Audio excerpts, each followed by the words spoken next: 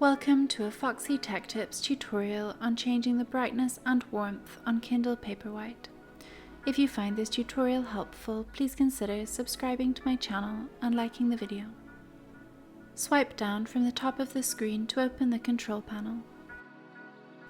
You can then use the sliders to change the brightness and warmth of your Kindle screen.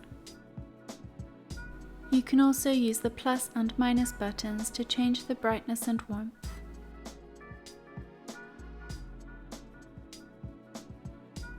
When it's dark, it's nice to have the warmth high and the brightness low. This is gentler on your eyes late at night.